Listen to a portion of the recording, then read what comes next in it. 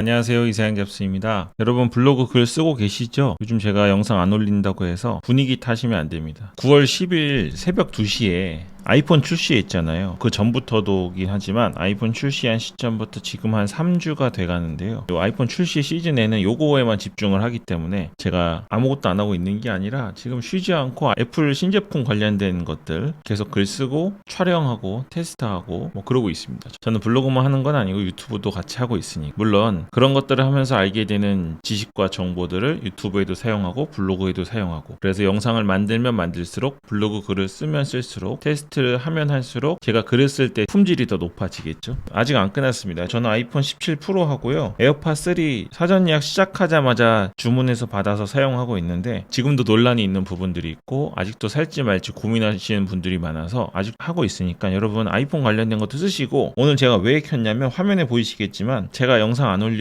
다들 조용하고 잠잠한 것 같아서 혹시 이거 안 쓰고 계셨을까봐 제가 걱정돼서 일단은 제가 짬을 내서 잠깐이라도 말씀드리려고 켰습니다. 최근에 한국에서 가장 이슈 있는 것 중에 하나가 바로 이 카카오톡 업데이트 사건입니다. 정말 충격적인 사건이 벌어졌습니다. 이게 그 카카오가 다음을 합병했고 우리의 티스토리를 엉망진창으로 만들어 놓고 다음이 이제 버린다고 그러죠. 그리고 티스토리는 이미 망가져서 쓸 수 없는 상황까지 왔는데 예전에 카카오 스토리 망했을 때의 기억을 잊었는지 그때 분들이 다 퇴사를 하셨는지 몰라도 카카오톡 이번 업데이트가 있었습니다. 이게 엄청난 분노를 지금 일으키고 있어요. 객관적으로 정말 잘못된 업데이트인지 잘된 업데이트인지를 우린 따지는 게 아닙니다. 지금 분위기 자체가 카카오톡 업데이트 되었을 때 좋아하는 사람이 하나도 없고 이러한 분노는 당연히 자연스럽게 트래픽으로 몰리고 있습니다. 여러분은 지금 카카오톡 혹시 업데이트 되신 분들, 강제 업데이트 됐다고 하시는 분들 많이 계시잖아요. 업데이트 하신 다음에 지금 상황이 어떠신지 모르겠습니다. 감정이 어떠십니까? 감정을 담아서 글을 쓰면 요번에 사실 성공하긴 하는데 제가 여러분에게 분노를 부추기긴 좀 그래서 분노의 마음을 담아서 글을 쓰라는 말씀은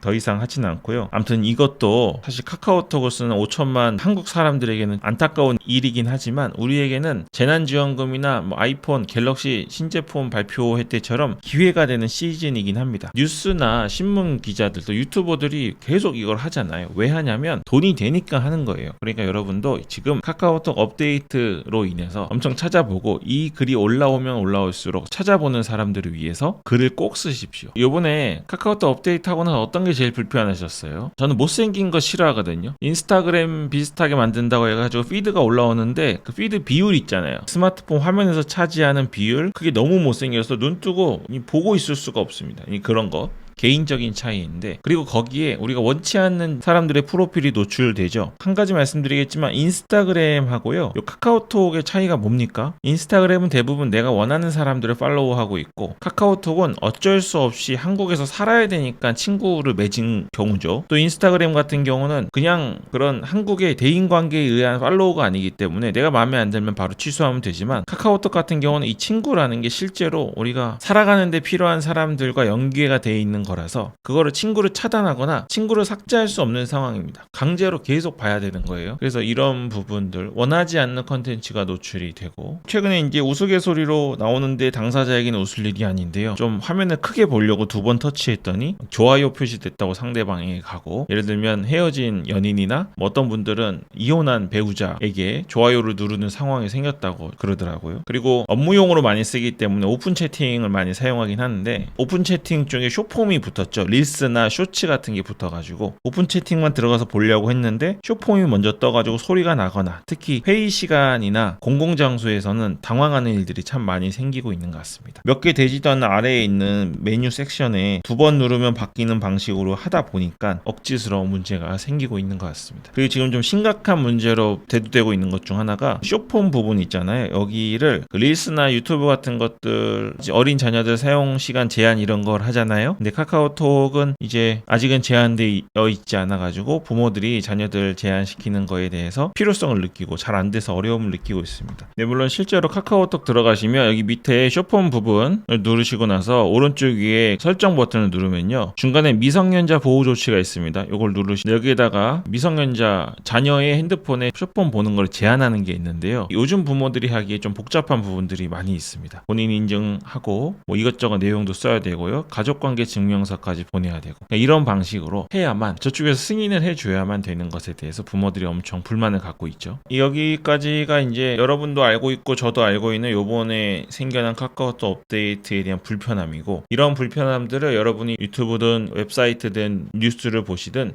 계속 수집하셔야 됩니다. 그리고 이러한 불편함은 계속 늘어날 겁니다. 왜냐면 기능은 처음이고 이 카카오톡도 대응을 하기 위해서 이것저것 업데이트를 할 건데요. 사람들 지금 감정이 상해 있기 때문에 이 업데이트가 나올 때마다 또 불만을 제기할 거예요. 뭐가 잘못됐는지 제기할 겁니다. 그런 것들을 우리가 연속해서 계속 올려야 됩니다. 그래서 여러분이 직접 사용하시면서 겪으셨던 불편함을 리스트업 하십시오. 또 정보를 찾아보시면서 나오는 것들 리스트업 하신 다음에 글을 쓰시면 되겠습니다. 그 어떤 식으로 쓰시면 되냐면, 일단은 키워드가 들어가야 되는데 요즘에 검색 엔진이 점점 업데이트가 돼가지고 이제는 너무 고민 안 하시고 진짜 자연스럽게 쓰시면 되고요. 또 이렇게 전 국민이 이런 모두가 검색하는 키워드 같은 경우에는 카카오톡 업데이트라는 주제를 다루는 것만으로 어떻게든 검색이 걸려서 트래픽이 들어오거든요. 그러니까 지금은 진짜로 아이폰이나 맥북이나 갤럭시 출시할 때보다 정말 많은 사람들이 검색하는, 정말 전국민 재난지원금처럼 많은 사람이 검색하는 이슈이기 때문에 이거는 잘 쓰던 못 쓰시던 무조건 막 쓰셔야 됩니다. 제목에다가 팁을 드린다면 카카오톡 업데이트라는 표현은 들어가시면 좋고요. 그리고 지금 이슈가 카카오톡 숏폼이잖아요. 또 업데이트 막는 방법, 사실 막는 방법 있을까요? 그리고 이 업데이트 되돌리는 방법,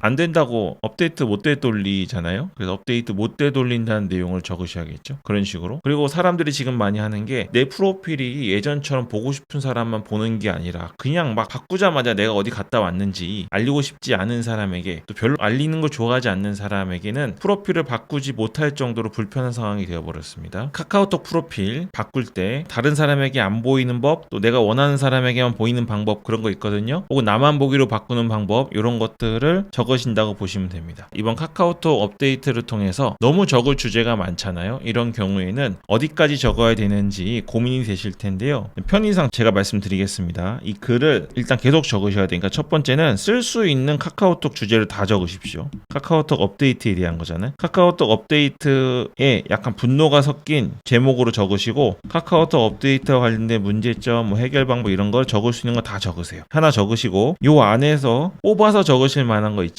예를 들면 카카오톡 숏폼을 제한하는 거, 아까 미성년자 제한하는 거 있죠. 내 카톡 프로필 숨기는 방법, 카카오톡 업데이트 되돌리는 방법, 강제로 업데이트 안 하게 하는 방법, 이런 것들을 계속 뽑아서 적으시는 겁니다. 그리고 카카오톡 업데이트와 관련된 새로운 내용을 알게 되셨다면 그것도 계속 적으셔야 됩니다. 이 일은 끝나지 않을 겁니다. 그리고 여러분, 물건을 사든 어디 서비스를 이용하든 인간은 기분 문제거든요. 우리 기분을 상하게 했다면 쉽게 사그라들지 않는데요. 이번 카카오톡 업데이트 사태가 그런 거예요. 가장 기분 나쁜 게 뭐냐면, 카카오톡이 한국의 전 국민이 사용하는 거잖아요. 물론 젊은 분들은 친구들끼리는 페이스북이나 인스타그램 DM이나 개인 아이메시지나 이런 걸 쓰지만 업무용이나 학교에서 공지를 받을 때는 쓸 수밖에 없을 정도로 강제화되어 있는 겁니다. 우리 티스토리 상단에 광고 붙은 게 왜 기분 나빴죠? 안 할 수 없는 상황인 거 알면서 강제로 하니까 기분이 나쁜 거거든요. 카카오톡도 마찬가지죠. 만약에 예전처럼 텔레그램이나 라인이나 한국인이 우르르 나갈 수 있는 곳이 있다고 카카오톡이 가능성을 봤다면 이런 식으로 함부로 우리들을 대하지 않았을 겁니다. 근데 그런 게 아니고, 그래봤자 카카오톡 쓸 수밖에 없을 거야 라는 생각을 하고 있기 때문에 이런 식의 업데이트가 된 거죠. 이번 영상의 주제는, 제가 여러분 이거 안 쓰고 좀 손 놓고 계실까봐 킨 거니까요. 어떤 식으로든 쓰시고, 쓰면 쓸수록 업그레이드 되는 자신의 글 내용과 트래픽이 보이실 거니까요. 다시 만날지 모르는 이 큰 기회에 소비가 창출되는 시점입니다. 꼭 애드센스 글 쓰셔서 트래픽 받아오시기 바랍니다. 지금 블로그 이렇게 안 한다고 그러잖아요. 이런 일 계속 있었어요. 이게